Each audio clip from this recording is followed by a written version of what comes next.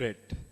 So, welcome back once again to IAS, the special online video program for the CL1 corporate level students, which you guys will be benefited in the time of this national pandemic. So, last video we were discussing auditing of non-current assets, auditing of property, plant and equipments, the substantive procedures in accordance to different assertions, right? So test of details we have done for non-current assets. So we were about to do one thing, that is auditing of impairment of assets. So we have to do that particular part. So today, in this particular video session, we will be doing auditing of impairment of assets as well as auditing of how to audit inventories, inventory auditing. Right, so today's lesson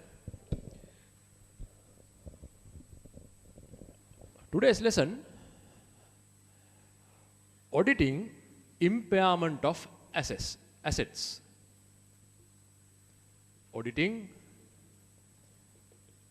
impairment of assets. That's page number 54 in your tutorial. Page 54. Page number 54 in the tutorial. So write this down in your notebooks.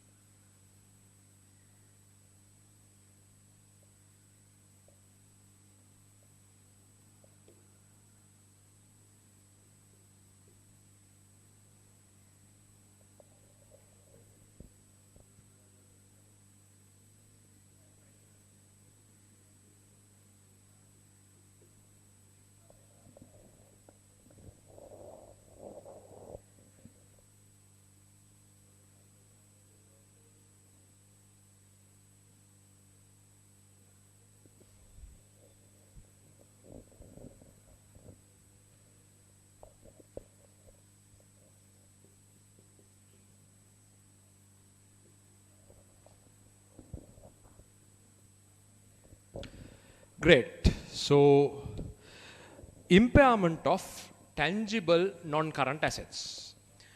How to audit that? Now people, impairment. I want to take your mind somewhat into accounting, financial reporting.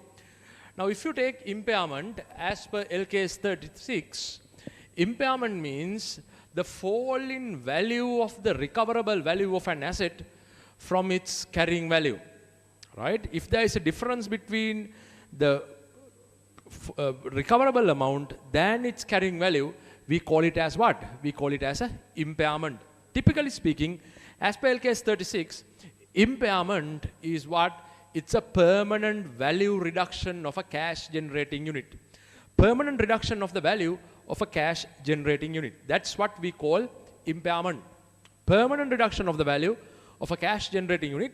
Generally it's a difference between what?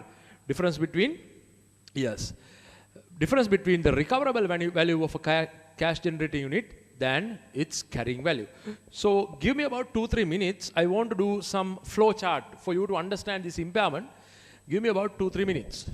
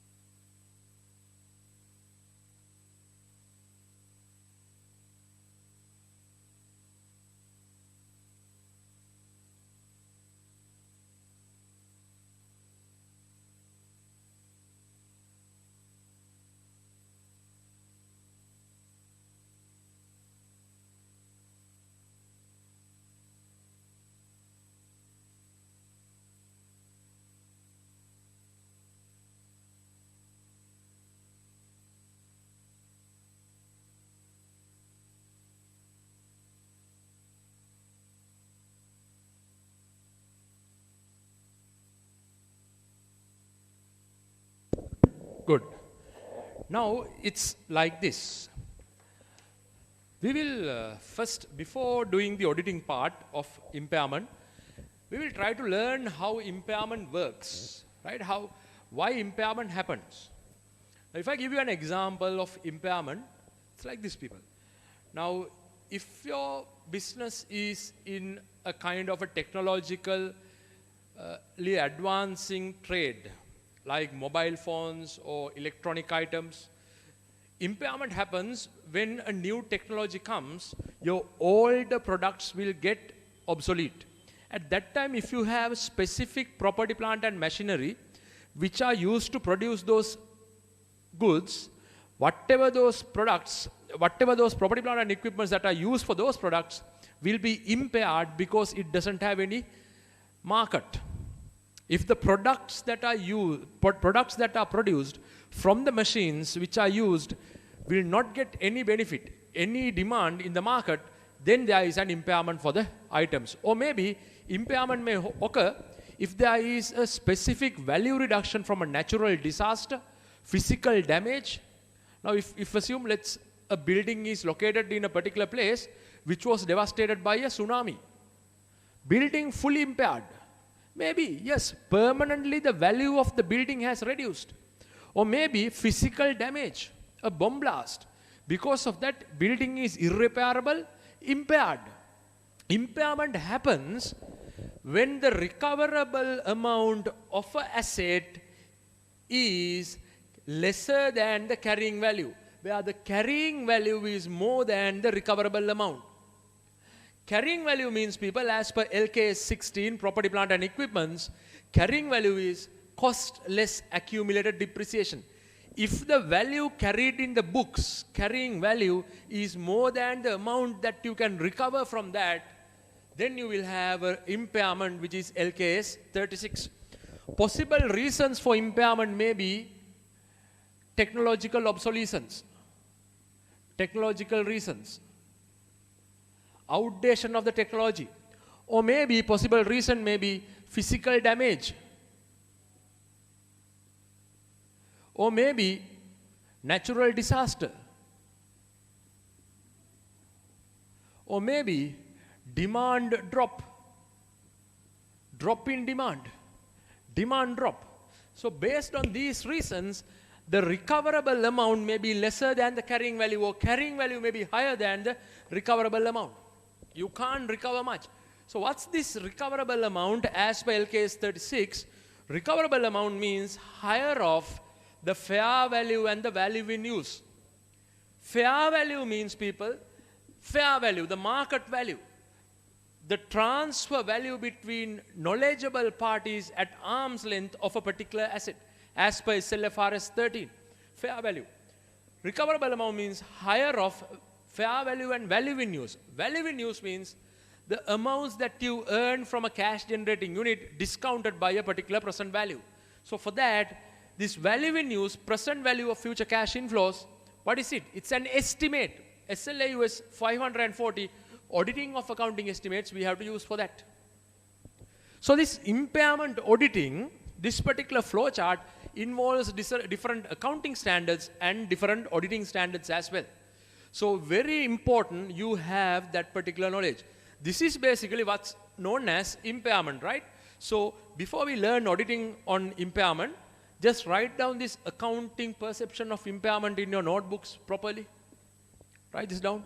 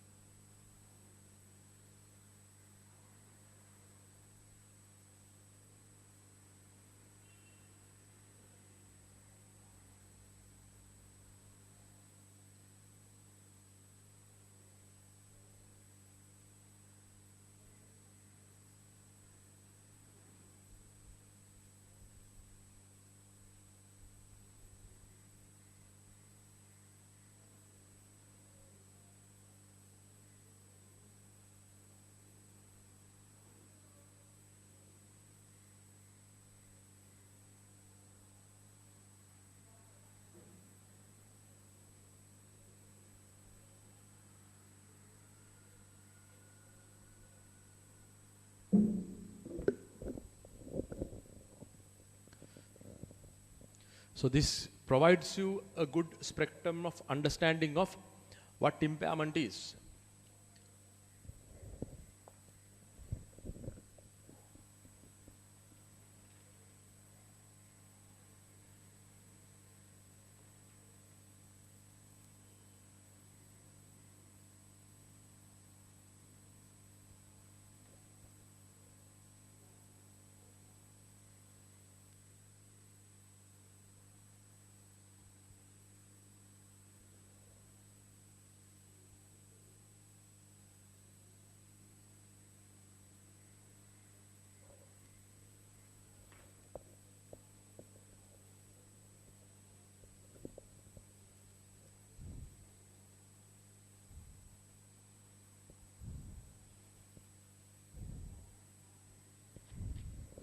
Great, good.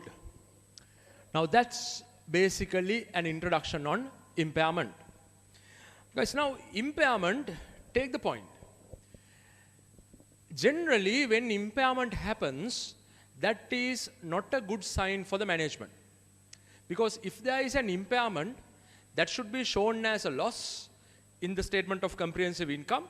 So that will reduce the profitability, and that will be a bad mark on the performance of the management as well.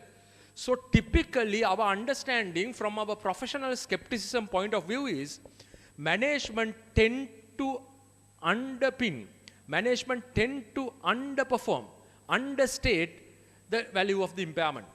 Management tend to do not recognize the value of impairment. That's the professional skepticism idea that we have. Typically management tries to do that. So what we have to do, we have to have an idea that always keep in mind that the management try to understate the impairment. With that knowledge only, we have to audit impairment. Take that point into your mind. Management එක හැම වෙලේම impairment එක understate කරන්න යනවා කියලා හිතලා තමයි අපි audit කරන්න ඕන. We have to audit it in that way. Get my point, right? In that sense, do the auditing thereafter. Get my point? Right. So, in your notebooks, after this particular flow chart, write down after the flow chart. Typically,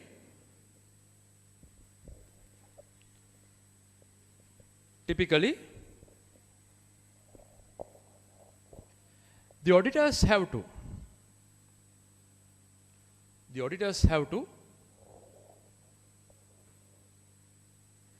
maintain professional skepticism. Maintain professional skepticism. Maintain professional skepticism and assume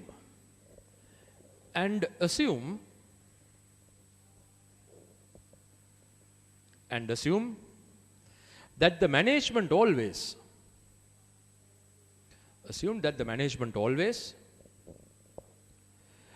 try to understate, write in a different color, try to understate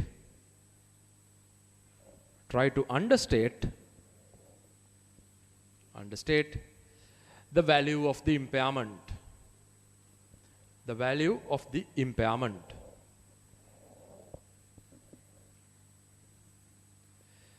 Therefore,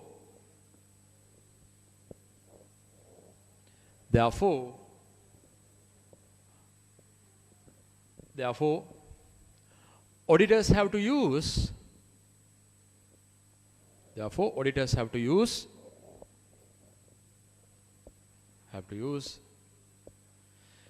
the guidelines in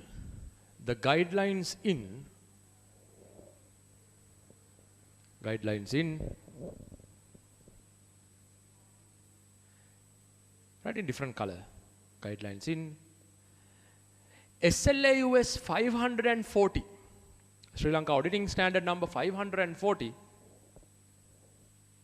because impairment is an estimate, right? SLAUS 540,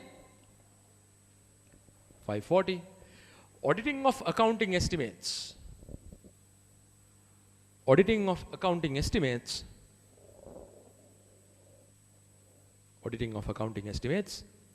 in the audit of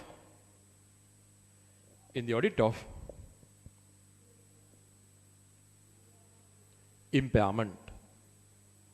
In the audit of impairment. Great, great. In the audit of impairment.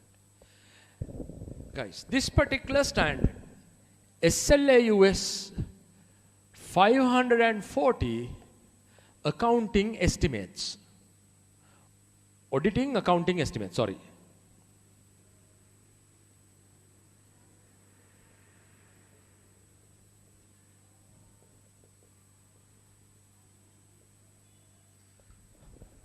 Now, just see whether you remember that, right? මතකද කියලා පොඩ්ඩක් බලාගන්න SLAUS 540 because impairment is an estimate.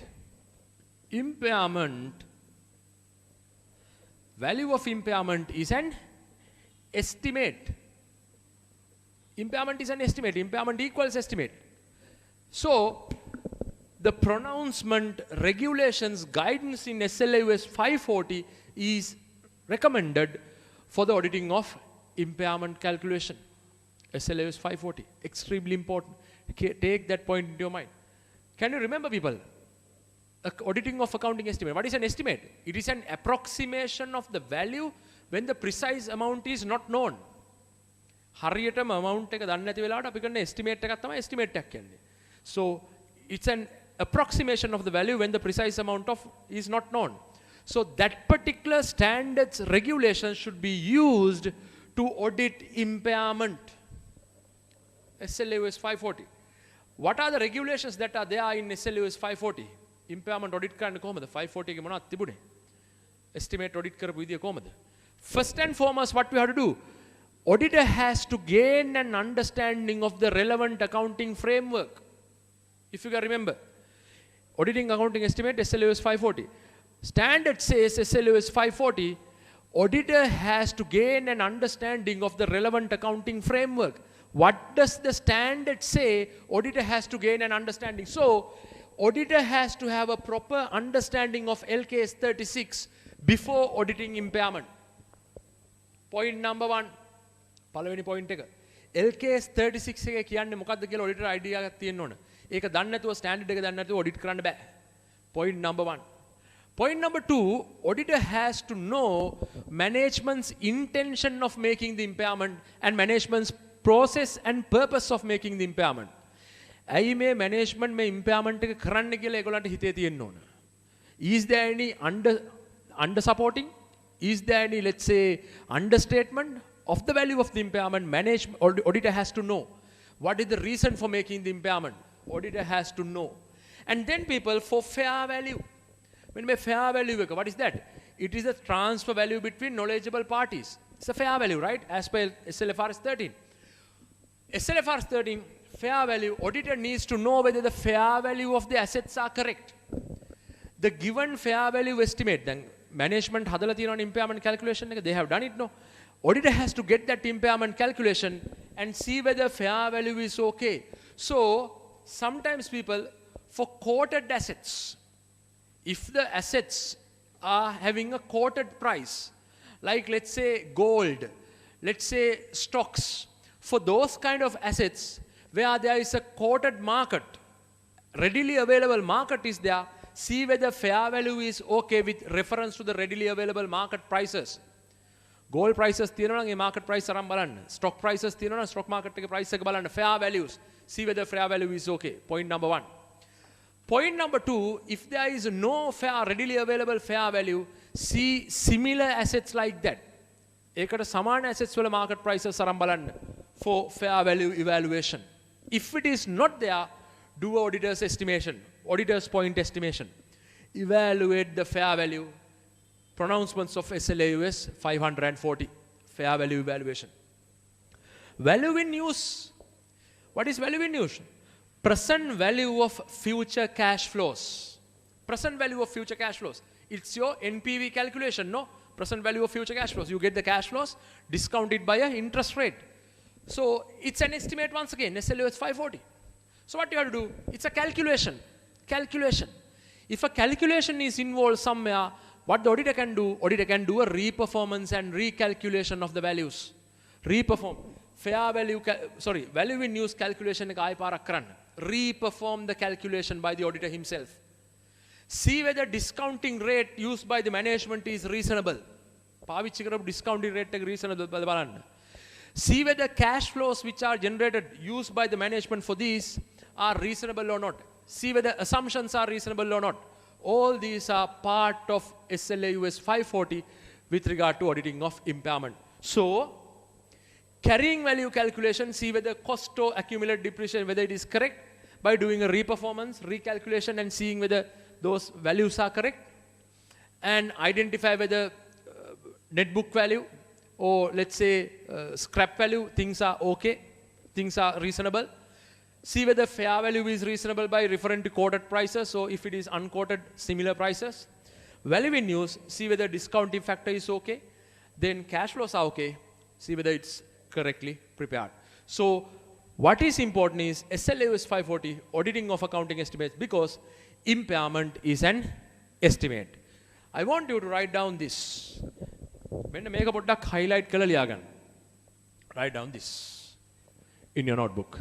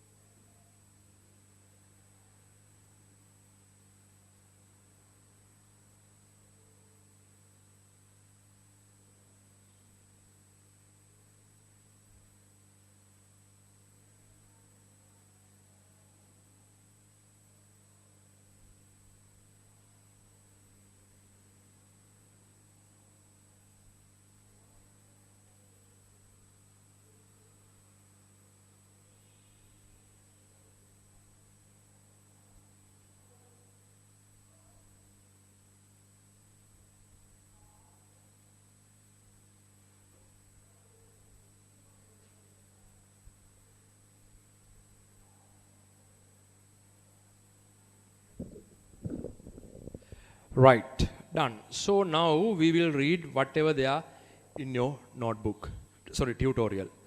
Go to page number 54 in your tutorial. Tutorial number 6, page 54.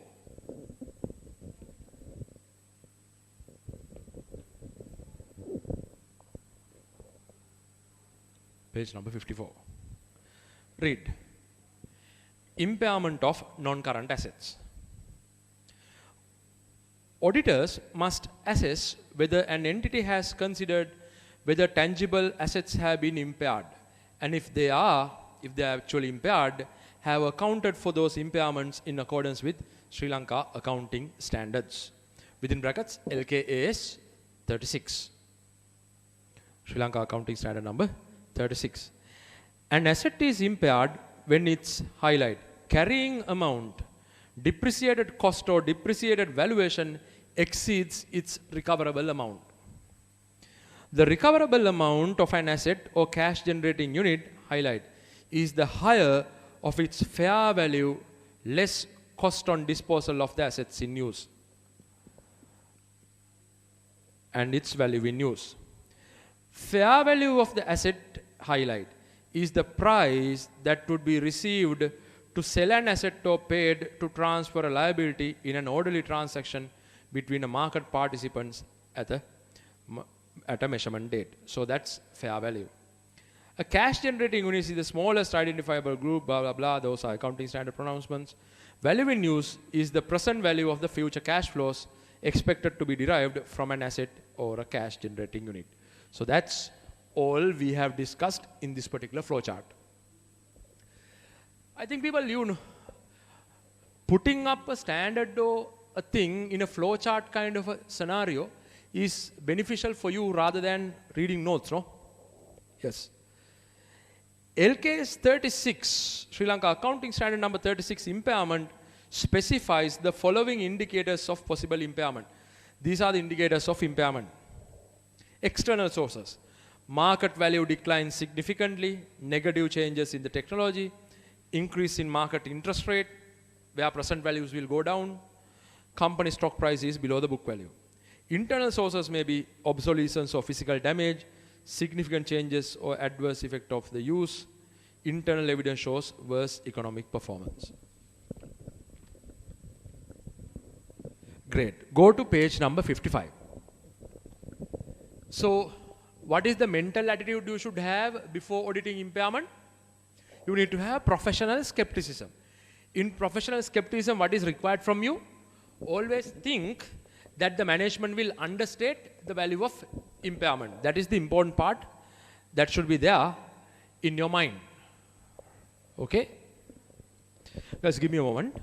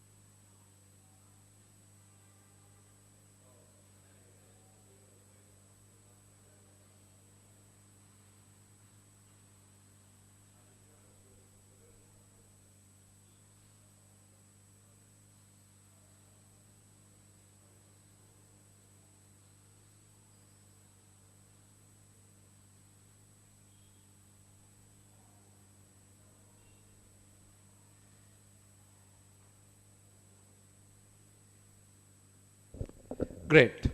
So, auditing fair value. How to audit fair value?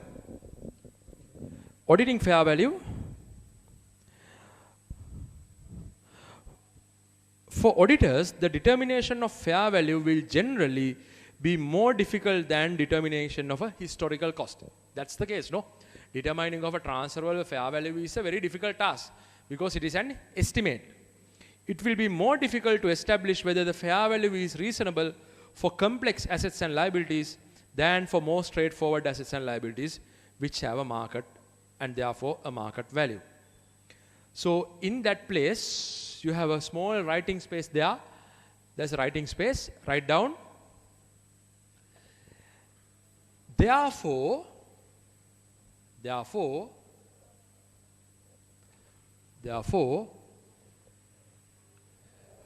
auditors have to use. Therefore, auditors have to use. Auditors have to use SLAUS 540, Sri Lanka Auditing Standard number 540. 540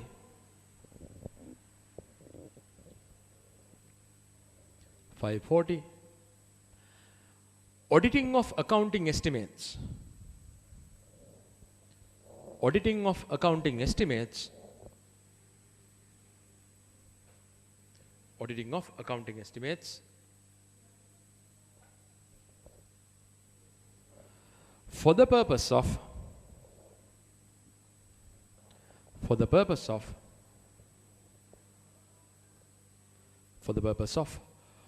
auditing the fair value.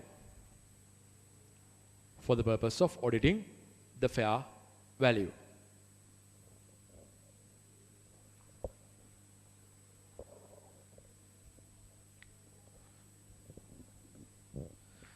Read. Look at it. To increase the consistency and comparability in fair value measurements and related disclosures, SLFRS 13 establishes a fair value hierarchy as follows. Now this is how you should identify fair value. The highest priority is for quoted prices. Standard says like that. In measurement of fair value, highest priority should be given for quoted prices, unadjusted in active markets for identical assets or liabilities. This is level 1 input.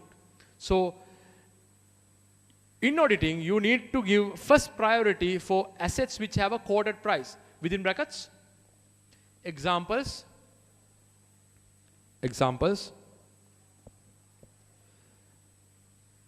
shares,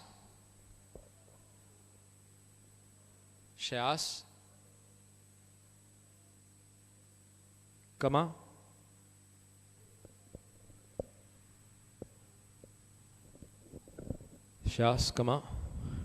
gold,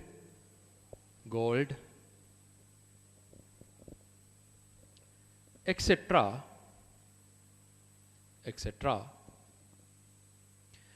where an active market is available. Where an active market is available. Where an active market is available.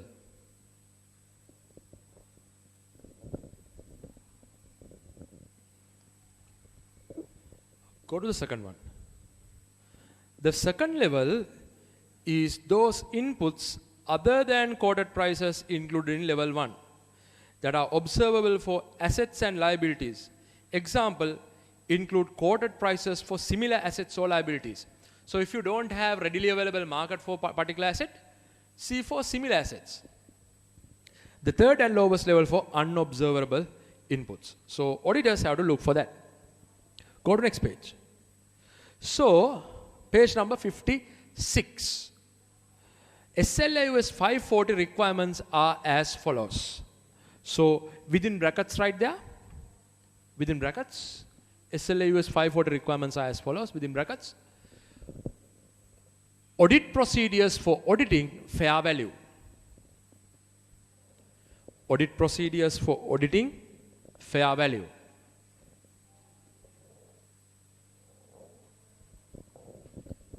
Audit procedures for auditing fair value.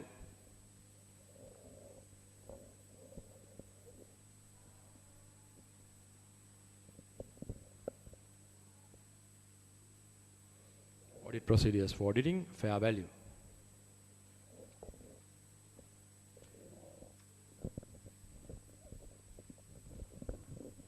See. So what does 540 say? First, auditor have to identify the relevant accounting framework, right? Then management's process, purpose, then see whether reasonable assumptions are used. Number 1, the auditor shall obtain an understanding of the following as part of the process of understanding the business. Number 1, the requirement of the applicable financial reporting framework. Auditor has to identify the relevant financial reporting framework. Within brackets, write down LKS 36, LKS 36, LKS 16, LKS 16, comma, SLFRS 13, SLFRS 13, etc.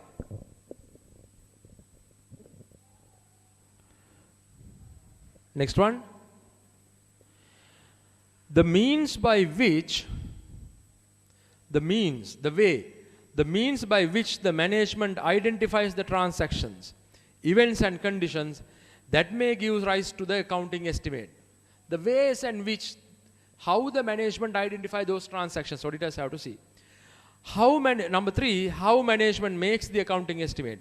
This means that the auditor must have a sound knowledge of the accounting requirements of the relevant requirements relevant to the entity and the fair value is allowed. For example, LKS 16 allows fair value provided it can be measurable reliably. So what is the first part? auditor needs to have an understanding of the relevant accounting framework. Standard එක දැනන් ඉන්න ඕනේ මේක audit කරන්න ඉස්සෙල්ලා. Number 2, the auditor shall evaluate the degree of estimation uncertainty associated with the accounting estimate and assess whether this gives rise to significant risk. Identify whether there is estimation uncertainty. Whether the estimation is not correct, is it uncertain? C. Based on the assessed risk, the auditor will determine whether the financial reporting framework has been properly applied. After identification of the risk, identification of everything, see whether financial reporting framework, the standard is properly applied by the management. And whether methods for making the estimates are appropriate and have been applied consistently. The auditor will also determine whether events occurring up to the date of the audit report provide evidence regarding estimate, test how management made the accounting estimate, auditor will evaluate how the management made it, test the operating effectiveness of internal controls. Last one, develop a point estimate or a range to evaluate management's point estimate. So finally, within brackets right there, it's a recalculation. That's what you have to do. Right? So that's how you audit this part, the fair value. You identify, auditor identifies this requirement of the framework, the standard, see whether why management have done it, whether they have identified all things up to the date of the auditor's report have been identified, and finally perform a re-performance recalculation, auditor's point of estimate, auditor has to do. Read those audit procedures once again, read them.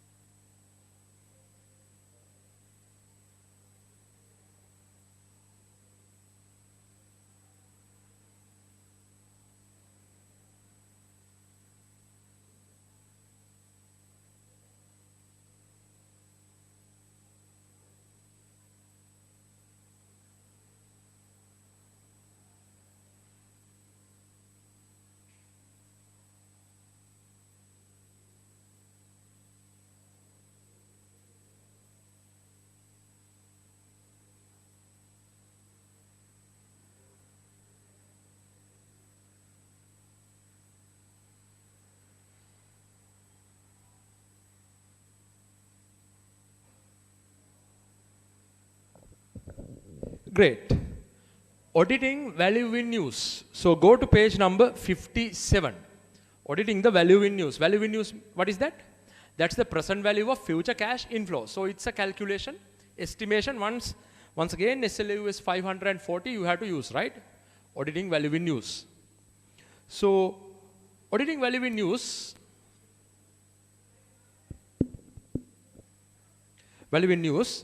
page number 57.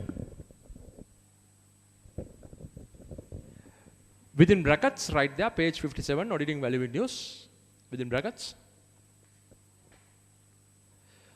Auditing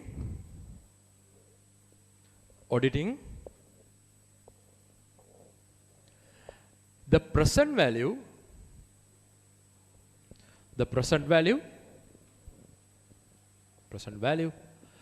of the future cash inflows.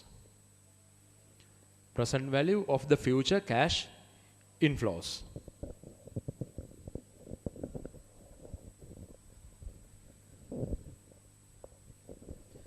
Present value of the future cash inflows.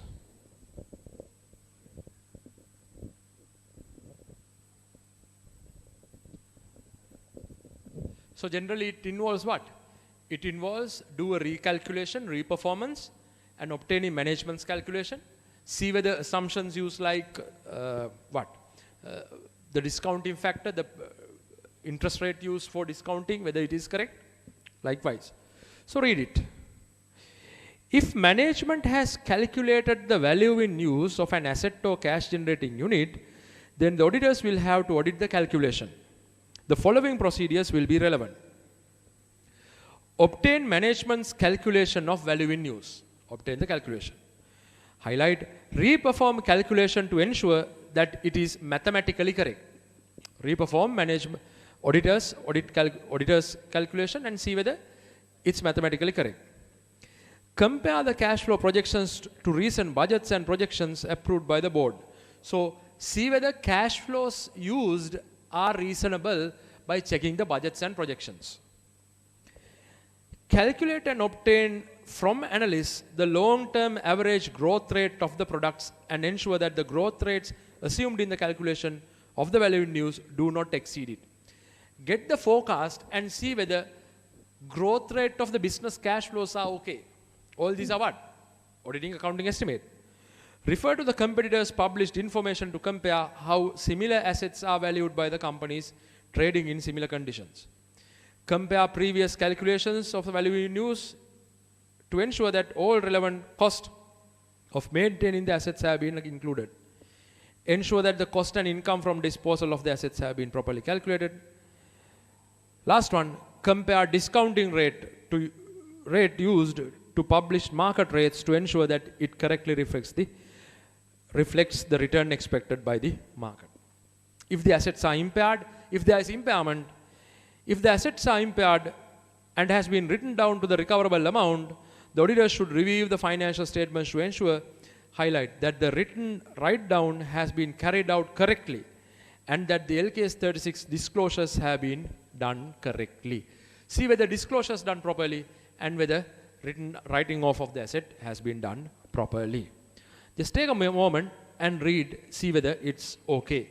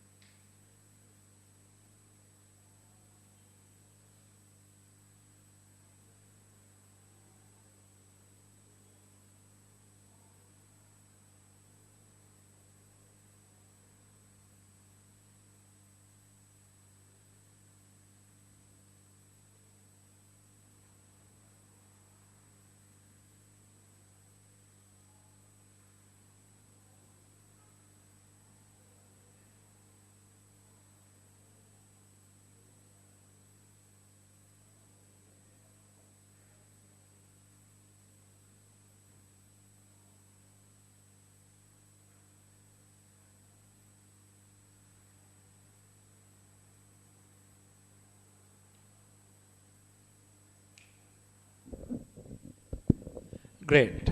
So we are moving on to the last part with regard to the audit of property, plant and equipments. That is auditing intangible non-current assets. So tangible non-current assets we have done. Now it's auditing intangible non-current assets. Three types of intangible non-current assets we are discussing: goodwill, research and development cost, R&D, and other intangibles. So what I want, just read what's there. There is nothing much for us to discuss about it. So go to page number 58. Page 58.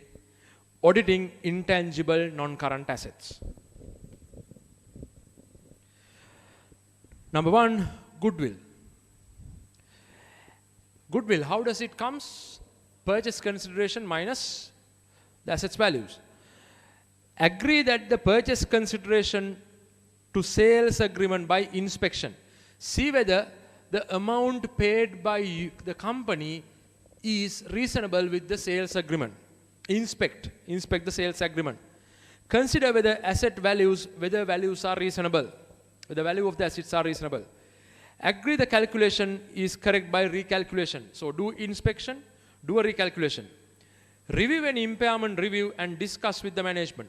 Review the impairment and discuss that with the management. Ensure valuation of goodwill is reasonable with the discussions with the management. Research and development cost, confirm that capitalized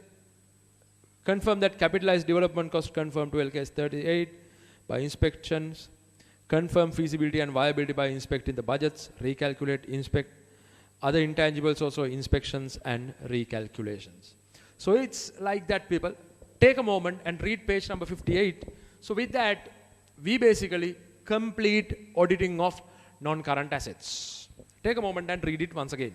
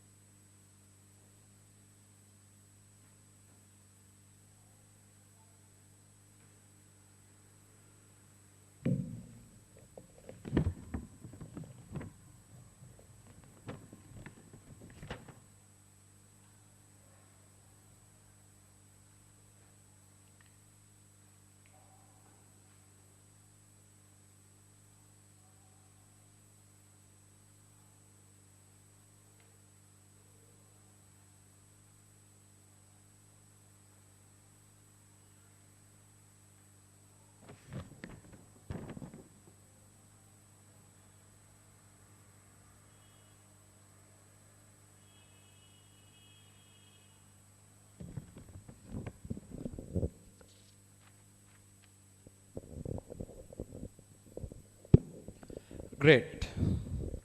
So we are moving on to the next part. Substantive procedures, test of details for the audit of inventory. Auditing of inventory. So detailed audit procedures for inventory. How to audit the values of inventory. Now if you take inventory, we do the auditing of inventory as per the assertions, right? So inventory, you will have, let's say, balance of rupees 50 million.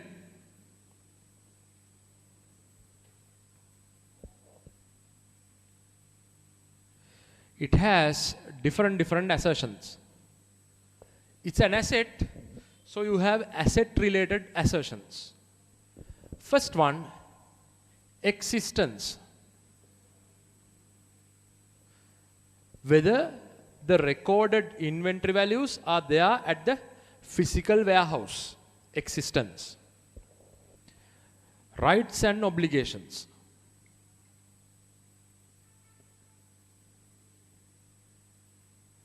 What is it? Whether the recorded assets are owned by the company or being held for the particular loan or overdraft or whatever as under lien or mortgage. Owned or held as mortgage for something. Third one, completeness. That means all inventory items have been recorded without omitting any. Completeness. Then valuation. Whether proper values have been used for inventory. Next one, cutoff. Very important. Inventory cutoff is extremely important. Right? These are the assertions that we're going to test. Inventory, we call it assertions. Assertions that the auditor is going to test with regard to inventory. Auditors wants to evaluate whether inventory is existing, which is recorded. Whether recorded inventory items are owned by the business or being held for a mortgage. Or completeness, whether all inventory items have been recorded without omission. Valuation, inventory have been properly valued. Cutoff, inventory which is recorded is for the relevant accounting period. We want to evaluate whether those assertions are correct in terms of inventories. That's what we're going to audit in terms of inventory. So what I want, before learning audit procedures, please put this down in your notebooks. Inventory related assertions, write it down.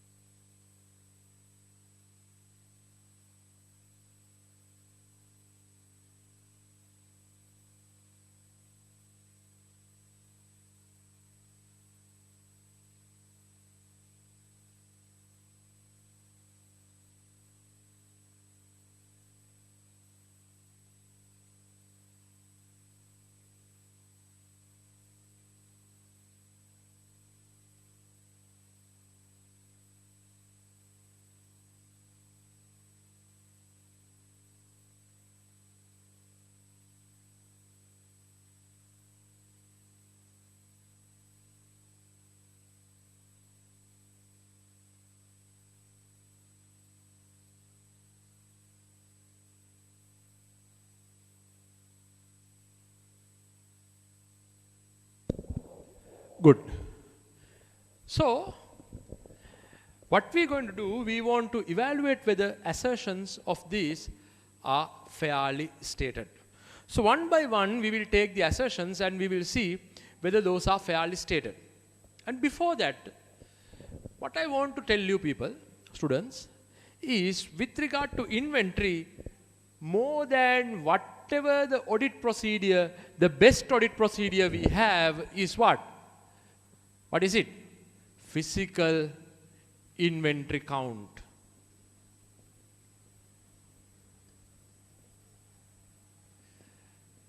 All audit procedures, right? Whatever audit procedure do for inventory supersedes by this particular audit procedure, which is physical inventory count. If you are an auditor, if your career is an auditor, you should be familiar with this physical inventory count. By performing a physical inventory count, නිකන් physical inventory count එකක් කරේ නැත්නම් නිකන් auditor කෙනෙක් නෙමෙයි වගේ නේ. You are not like an auditor.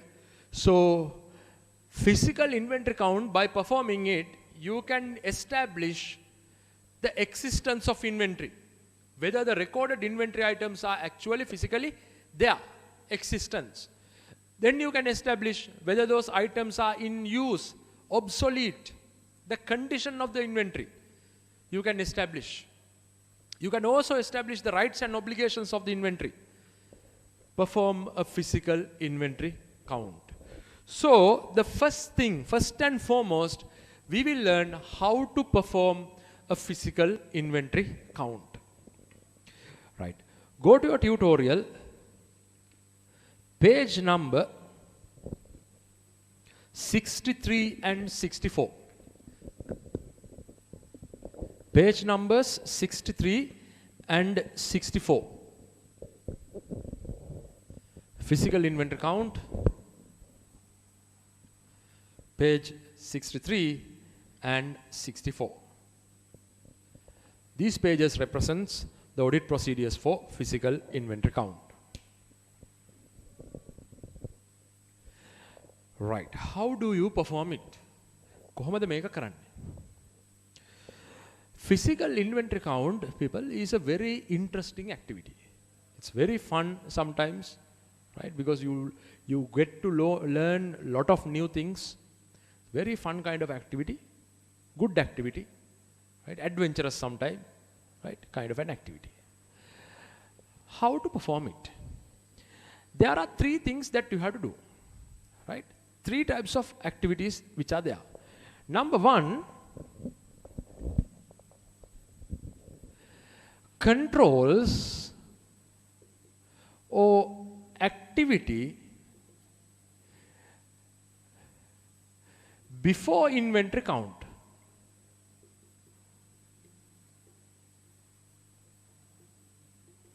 Controls or activity before inventory count.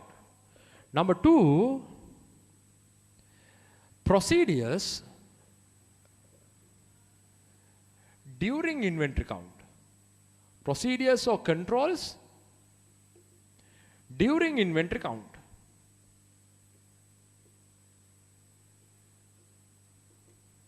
Last one, procedures or controls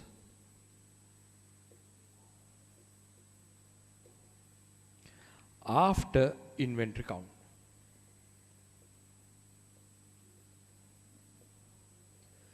Right. Let's see. Controls or activities before the count. Count එකට ඉස්සෙල්ලා අපි මොනවද කරන්න ඕන? Then procedures. Guys, give me a moment.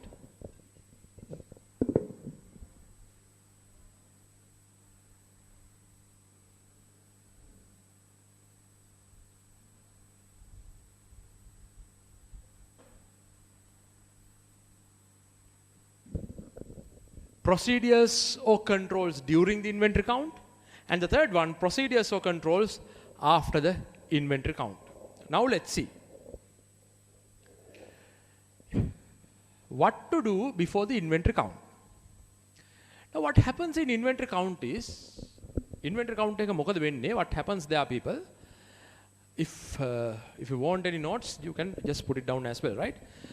what happens is auditor wants to establish whether recorded inventory at the inventory records are actually physically there. That's what you want to establish. Inventory values as per the inventory records are actually physically there at the warehouse. That's what we want to establish. That's what we want to establish. So what we do? First thing, prior to going to the inventory count, auditors have to do, select the relevant staff members who will be performing the inventory count. It's extremely important. Auditors have to select who are the staff members who will be performing the inventory count. Selection of proper staff members. Number 1. Select proper staff members. Hari staff members la select karaganna ona. That's point number 1. Select the proper staff members. Because people, for some inventory valuation, some staff members do not have prior experience. Let's assume a jewelry shop. Not all staff members can perform the inventory count of a jewelry shop. Sometimes your staff members do not have the necessary skills as well. Now, jewelry shop එක inventory value කරන්න හැමෝටම බෑ. For that you need the expertise. If your staff members do not have the expertise, get the support of an expert in that particular area. Inventory එක value කරන්න දන්නේ නැත්නම් jewelry shop එකක වගේ ඒ support එක තියෙන එක්කෙනෙක් ගන්න, expert එක තියෙන එක්කෙනෙක් ගන්න. Get the staff members. Sometimes you can't involve ladies to audit the inventory count of a particular place. Some places, right? Ladies love involve කරන්න බැරි තැන් තියෙනවා, right? You have to climb up, go down, move up. So identify that kind of proper staff members to perform the inventory count. Selection of the staff members, extremely important. Number 1, select the proper staff members. Number 2, select an appropriate time or a date. Hari dawasak no thoraganna. Select an appropriate time or a date. As much as possible, make sure inventory count is what? Is a surprising act. Patas gala gila karanna ona wadak kiyala hitaganna. Surprising. Do not plan it. Issella kiyanne epa. Never. What you have to do? It should be a spontaneous, surprising act to the management. As much as possible, right? The mehema kiwwata hamadama ok karanna bෑ. But think, right? Second one. And if your client has different inventory locations, you may not be able to audit every place. Hammer place එකම audit කරන්න බැරි වෙයි. You may not be able to audit every place. At that time, select a sample of locations that you will be auditing, performing the inventory count. Select a sample of the positions. Select staff members. Select a proper place. Select sample of places. And select a time and date. And also people, before the inventory count is performed, get used to the inventory. Get an idea of what's the inventory. Sometimes that inventory have a specific measurement, like crude oil, or maybe let's say caratage of jewelry and gems. Identify the unit of measurement because it's very important. Then only you will have an understanding. Get an understanding of the inventory that you're going to audit. Perform the count of the inventory. Then, at the date of the counting date එක දවසේ. At the date of the counting, it's very important early in the morning that you go to the particular place. උදේ පාන්දරම යන්න ඕනේ එතෙන්ට. Early in the morning. All of your members who are counting the inventory should be given an inventory counting sheet. Sheet එකක් දෙන්න ඕනේ, inventory counting sheet. That inventory, all these are there in the tutorial, right? Counting sheet එක දෙන්න ඕනේ. That inventory counting sheet should be a pre-written. It should be a printed, serially numbered document where the counting individual should only put the inventory quantities only. Count කරන කට්ටිය quantity එක විතරයි දාන්න ඕන. අනිත් ඔක්කොම print කරලා තියෙන්නේ. Everything is printed there. Counting sheet is important. Printed, serial numbered. The counter should have to put only the quantities only. Next point. Then people, at the time of the counting, when you are counting, request the management and the staff to balance the inventory records. Inventory records එක balance කරන්න ගන්න, make them to up to date the inventory records. Ask them to make the inventory record updated. Update කරලා ගන්න කියන්න. Counting sheet is there, where the physical counted inventory values will be there, and there is an inventory record. Record එක වෙනම තියෙනවා. Record is there, counting sheet is there differently. So then that's next part. Then people, at the time of the inventory counting, when you perform the inventory counting, production or sales, moving of inventory from the stores should be prohibited. Count කරන වෙලාවේ inventory එක එහෙට මෙහෙට මාරු කරන එක කරන්න බෑ. Should not be done, it should be prohibited. Otherwise what will happen? When you are counting the inventory, what will happen is people will take away the inventory. So there will be double count and things will be misplaced. That will happen. So it should be prohibited. That's that. So what should happen? For the count, there should be two set of counters. Count කරන teams දෙකක් ඉන්න ඕන. Two sets should be there. One team will be counting the inventory, the other team will be recounting. එක team එකක් count කරනවා, අනිත් team එක recount කරනවා. එකම team එක count recount කරන්න බෑ, නැත්නම් වර්ධිනවා. There should be two sets of teams. One team counting, the other team is recounting. That should happen. Extremely important. Very important. Then what? It was මොකක්ද වෙන්නේ? Then people, counting should be started. Ideally, client staff should count, auditors should inspect, auditors should observe. What normally happens is, audit staff will be doing the counting, right? So typically, client staff will do in the counting, auditors will be doing the test counting and observing and inspecting. At the time of counting, everything should be stopped. No movement of inventory from here and there. Inventory movement එකක් නැහැ. Nothing, right? No movement of the inventory. So what should happen? Counting should start. When counting is started, from the beginning to the end, inventory should be counted without omitting. එකක්වත් මග නැර ඔක්කොම මුල ඉඳන් අගට count කරන්න ඕන. From the beginning to the end, inventory should be counted without omitting any. Next. Once you count a particular area of inventory, that area should be flagged. That area should be marked as counted. එක area එකක් count කරා නම් ඒක count කරපු area එකක් විදිහට identify කරන්න ඕන. You have to identify that as a counted area. Otherwise what will happen? There will be double counting or omission of inventory. And also people, when the counting goes on, the persons who are taking down the physical values, the quantities, should put down, fill up the inventory counting sheets using ink. තීන්තෙන් පුරවන්න ඕන අරක inventory counting sheet එක. If the inventory counting sheets are not adequate, take fresh counting sheets which are printed and serial numbered. Counting should be continuously done from the beginning to the end. As much as possible, when the counting goes on, you should not leave that particular place.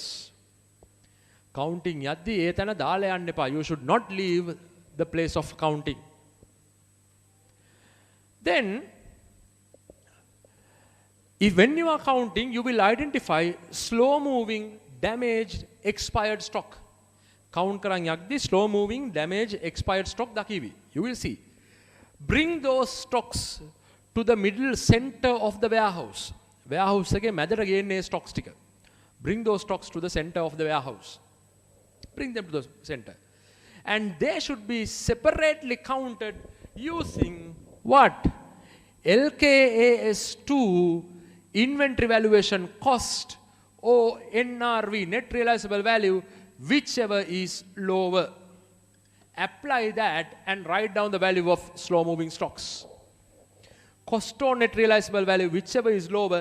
If there is any stock where the NRV is below the cost, those values should be written down from the records. Then all the inventory records, counting sheets should be filled up. Counting sheets okkoma fill කරලා ගන්න. Fill it up. Then people, what should happen after the count? After the count, all counting sheets should be totaled. Recounting sheets also should be totaled. the counters, recounters, and the storekeeper, everyone should put their signature to the counting sheet.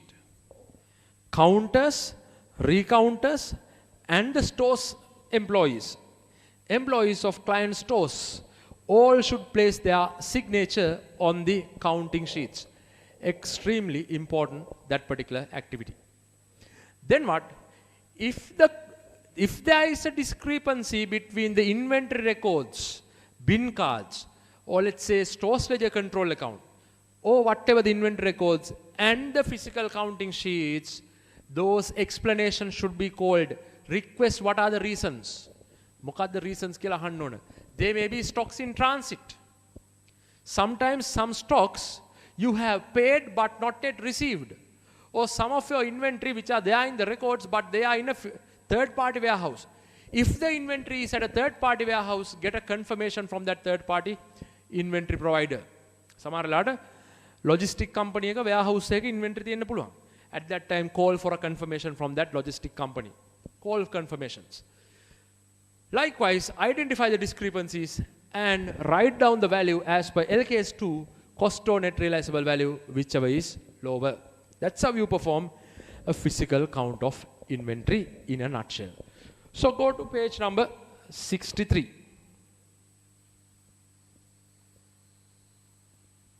Page number 63.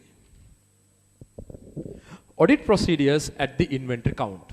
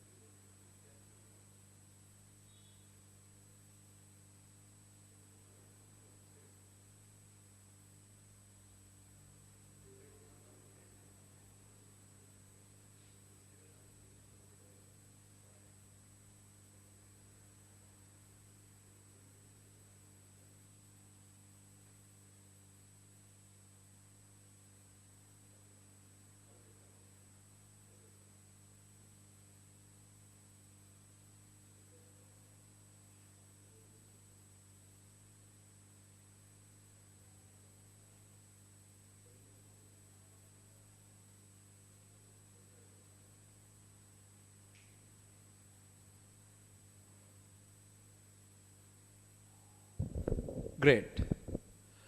Audit procedures at the inventory count. Page number 63.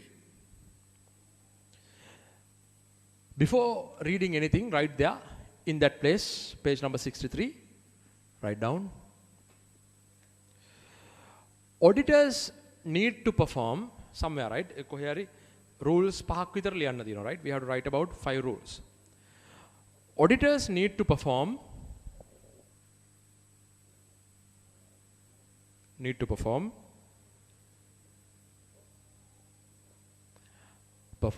a physical count of inventory.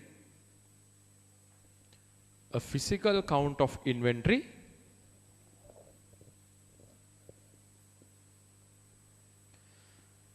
physical count of inventory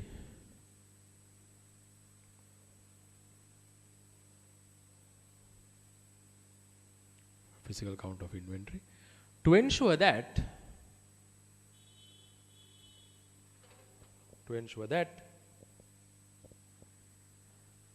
the value as per inventory records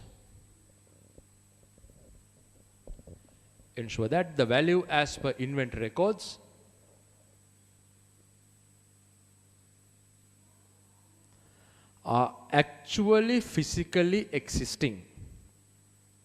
Are actually physically existing.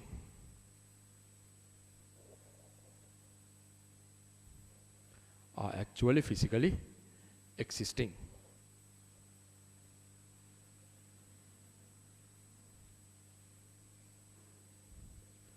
Physically existing. Read that. Physical inventory count procedures are vital as they provide evidence which cannot be obtained elsewhere or at any other time about the quantities and conditions of inventories and the work in progress. The auditor shall perform audit procedures over the entity's final inventory records to determine whether they accurately reflect the count results. Attendance at the inventory count can serve as either substantive procedure or as a test of control. Yes, this will test the control as well, depending on the auditor's risk assessment plan, approach and specific procedures carried out. Factors to consider when planning and attendance of the inventory count. These should be considered. The risk of misstatement of the inventory, internal controls for inventory, whether adequate procedures are expected to be established. Next one, very important. The timing of the count, as I told you, timing is important. Why? It should, as much as possible, should be a surprised act, not a planned act. Timing of the count, within bracket write there, timing. As much as possible,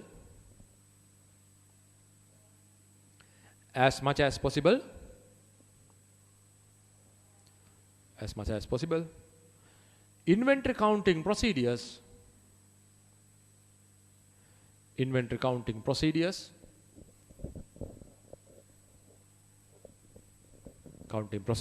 should be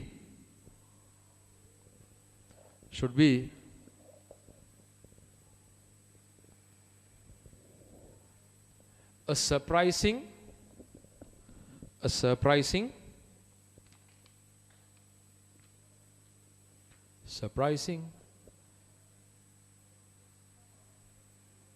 act, ACT, that is not disclosed to the management. That is not disclosed to the management. Not disclosed to the management. Not disclosed to the management. Great. So, others read at home. Read when you have leisure time. Go to page number 64.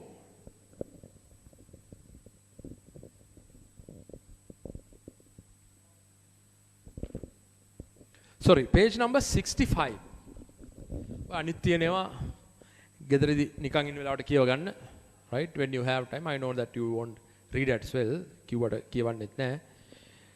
Page 65. Right?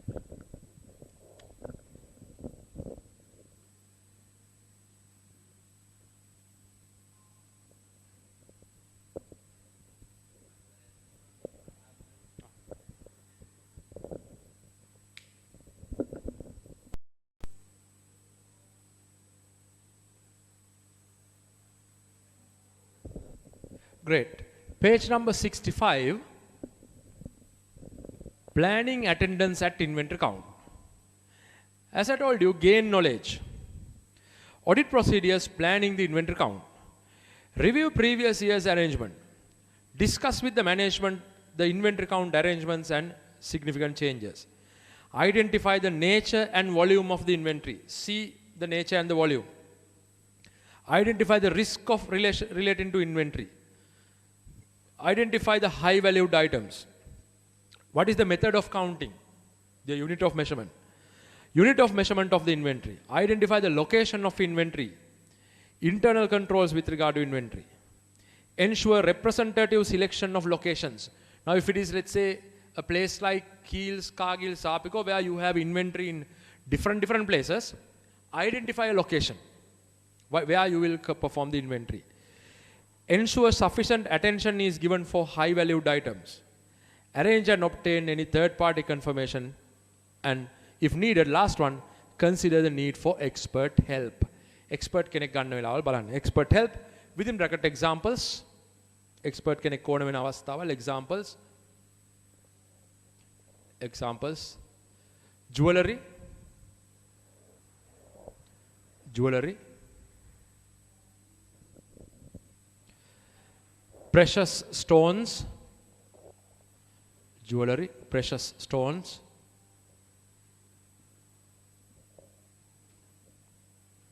Precious stones. Come on.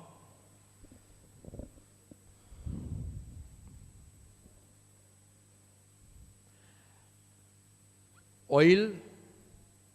Oil. Oil and other liquids. And other liquids. And other liquids. Other liquids. Where knowledge from experts. Where knowledge from experts. Where knowledge from experts is needed. Knowledge from experts is needed. Is needed for the count of the inventory.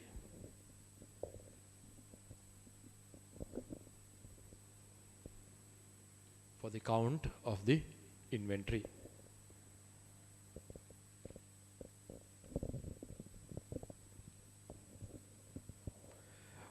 Right. Audit procedures. Read next part. Audit procedures, review of inventory count instructions. Now, organization of the count. Supervision by a senior staff, including senior staff not normally involved with inventory. So when the count is going on, use staff members who are not involved in the inventory normally. Tidying and marking the inventory to help counting. So tidy up, mark them, label them, flag them once the counting done. Restriction and control of the production process and inventory movement during the count. As I told you, when the counting is happening, restrict the movement of people. Identification of damaged, obsolete and slow moving third party inventories. Systematic counting from beginning to the end to ensure all items are counted. Teams of 2 counters with one counting and the other checking to independent counts are going. Serial numbering and control. Information to be recorded on the count records. Likewise, you have. Go to next page. Attendance of inventory count. Observe whether client staff are following the instructions, as this will help to ensure count is complete and accurate. Auditors time to time perform a test count. Sare test එක බලන්න body test count එකක් කරන්න, right? When the counting goes on, stop it and take a sample and perform a test count. Sample එකක් කරන් පොඩක් බලන්න ඒ count එක හරියද කියලා, then check with the count sheets. Count sheet එකේ හරියට එක වෙලා තියෙනවද කියලා බලන්න. Record කළාද? Ensure that the procedures for identifying damaged, obsolete and slow moving inventory have been done properly. Audit procedures and attendance of the inventory count. Confirm that inventory held on behalf of third parties is separately identified. Now, if you hold inventory for third parties, that should be omitted from the inventory. Conclude whether count has been properly carried out. Then after the count, after inventory count has been done, audit procedures after the count, trace items that were test counted to the final inventory count, observe whether all count records have been included in the final inventory sheets, inspect final inventory sheets to ensure it is supported by count records, ensure continuous inventory records have been adjusted, confirm cutoff, we learn cutoff, right? And review replies of the third parties for the inventories, follow up of the queries. That's how you perform inventory. Go to next page. Page number 67.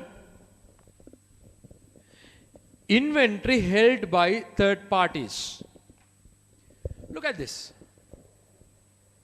Inventory held by third parties. It's like, now let's assume Dilma Tea. Their production and warehouse, everything is here in Sri Lanka. but they do exports. They do exports to Australia and other countries. So what happens? Sometimes they will keep their inventories in Australia, at a warehouse in Australia.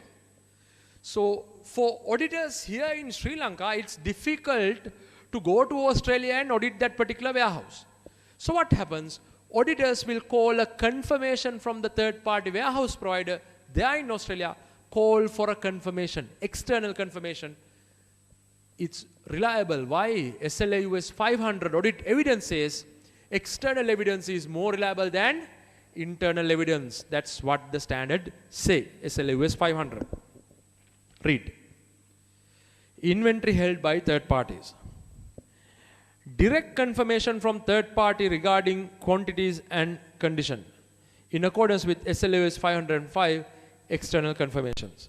Inspection or other appropriate audit procedures if third party integrity and objectivity is doubtful. If you are not sure with the third party, you alone, auditor himself, go and inspect the inventory. That's what the auditors have to do. That's inventory count. So what I need, people, pages 65, 66 and 67, first part. Read that once again. Read it. And have about 10 audit procedures with regard to inventory count in your mind. Everything is not needed. Have about basically 10 audit procedures in your mind.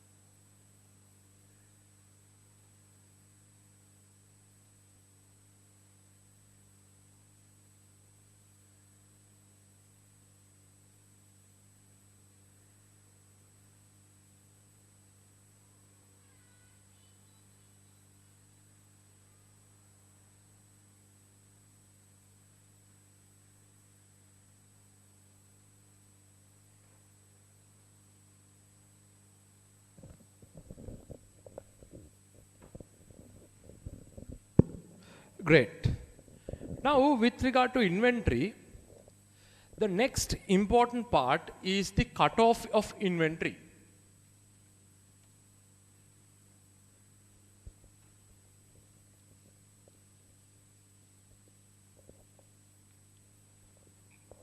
Cutoff of inventory.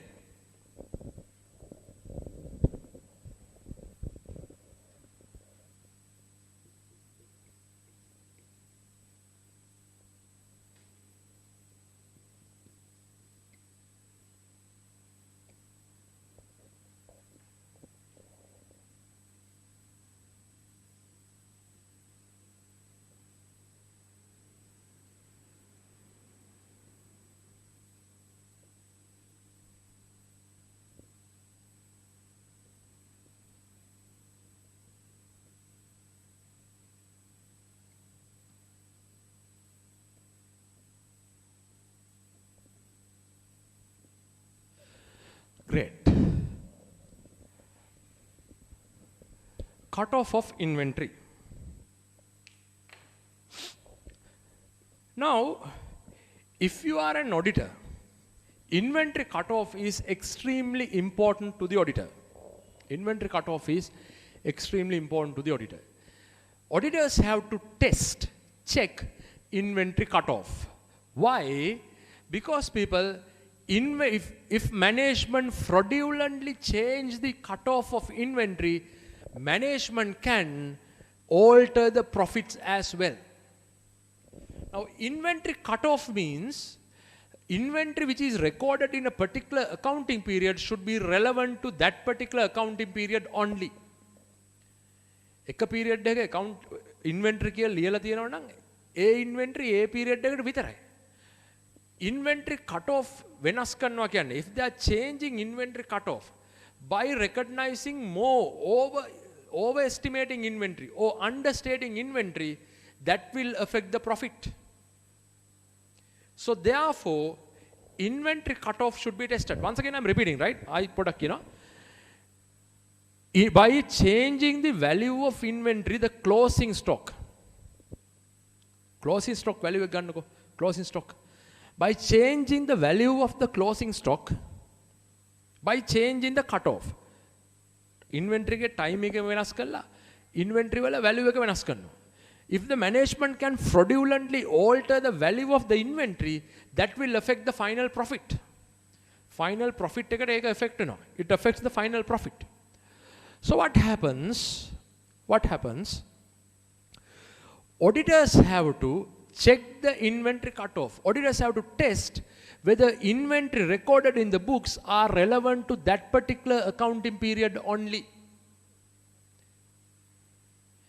If management increase the closing stock, inflate the closing stock එක වැඩි කරොත්, inflate the closing stock, what will happen?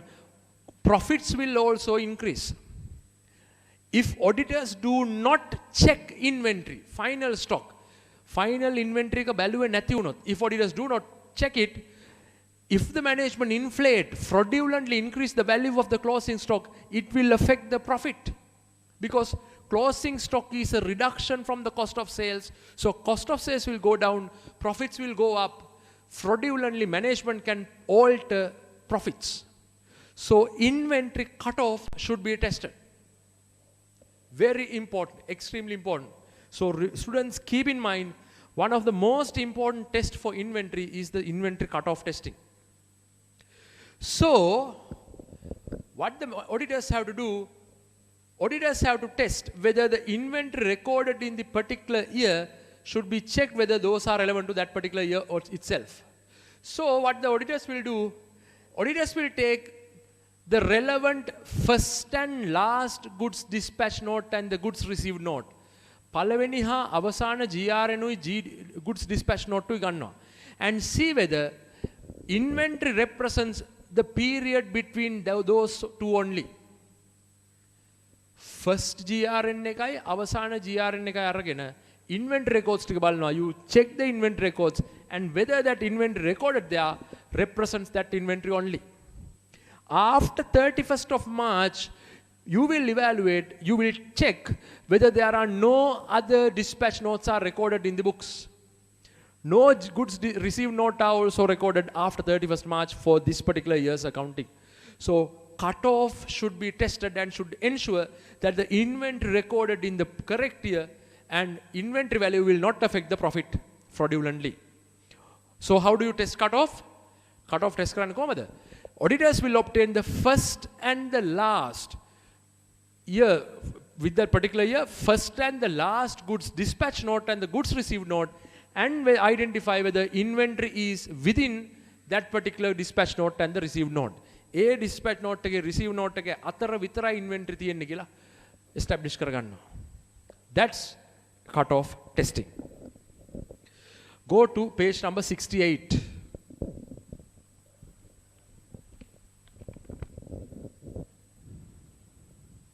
Auditing cutoff of inventory. Auditing cutoff of inventory. Read that. Auditing cutoff of inventory. Read that. Auditors have to establish. Auditors have to establish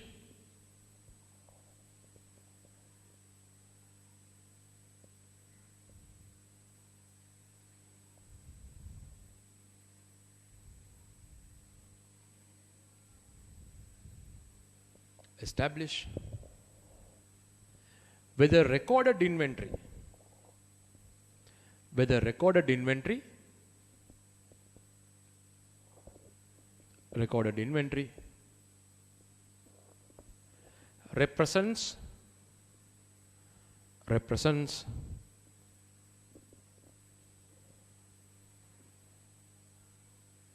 represents the figures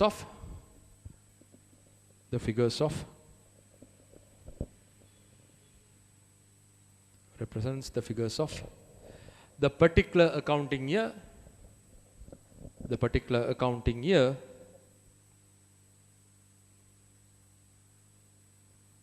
figures of the particular accounting year,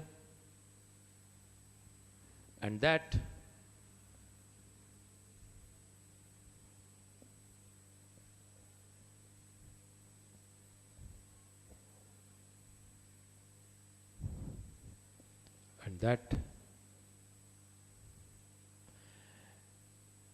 inventory items will not affect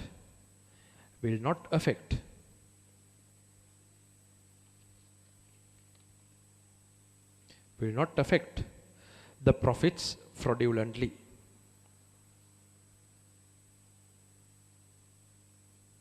Will not affect the profits fraudulently.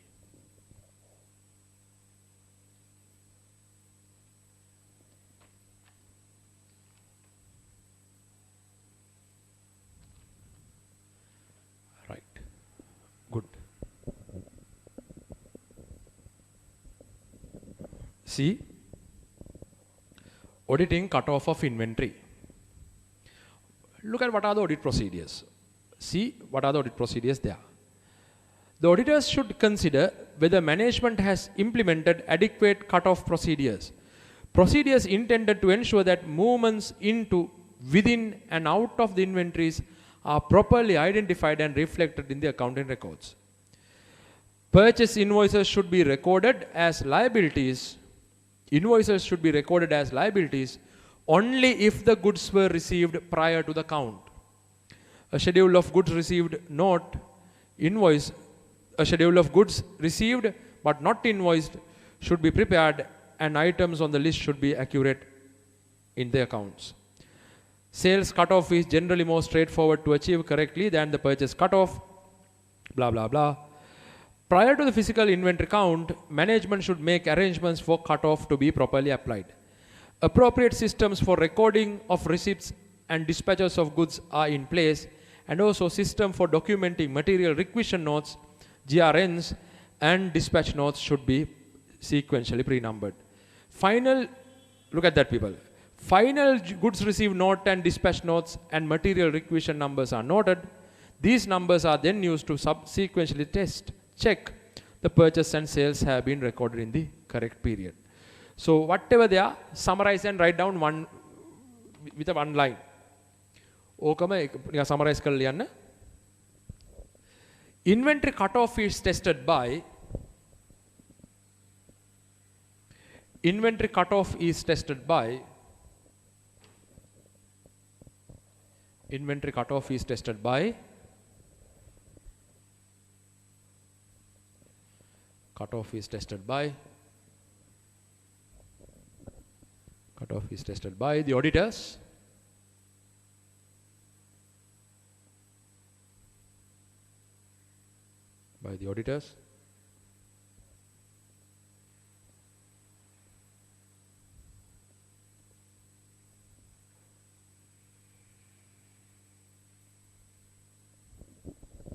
by obtaining the first and the last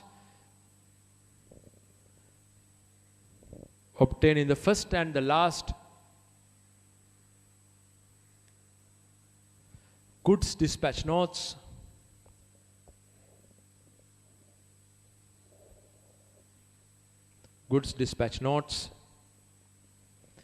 and the GRNs and the goods received notes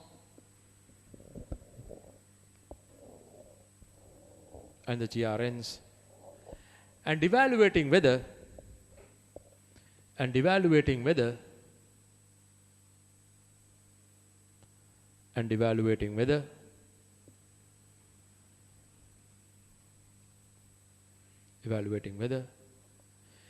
inventory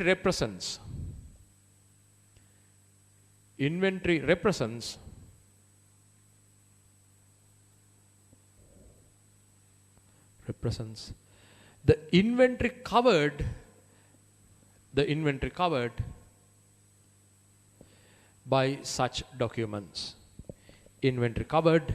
by such documents.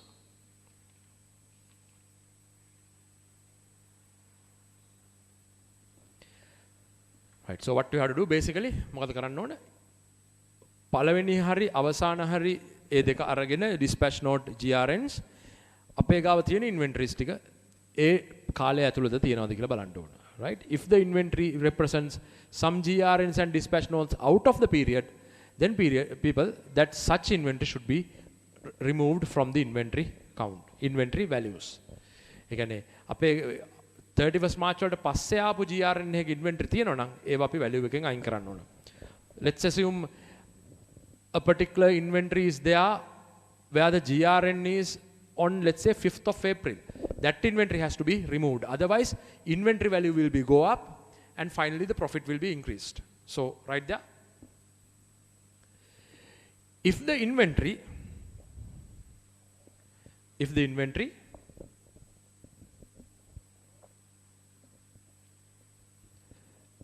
includes inventory from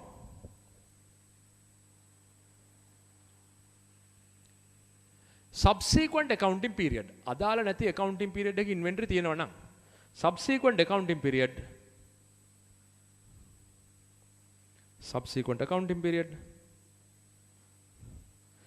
such inventory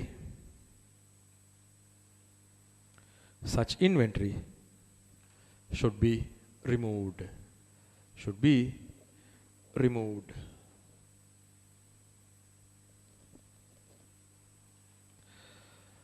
Right. අදාළ නැති period එකක GRN එකකට අදාළ inventories stock එකේ තියෙනවා නම් ඒවා අයින් කරන්න ඕන. It should be removed, from the inventory. Then otherwise it will affect the profitability because inventory value artificially goes up. Ultimately it will affect the profits.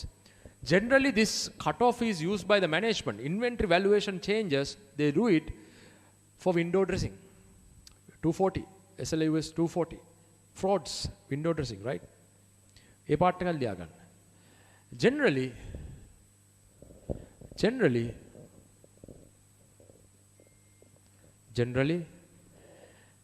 management intentionally make cut-off errors.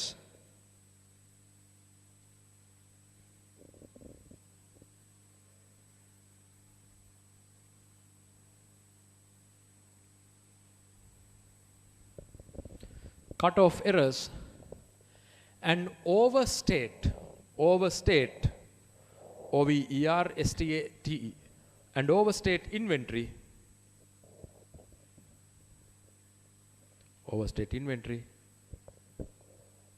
in order to make window dressing in the financial statements. Window dressing in the financial statements.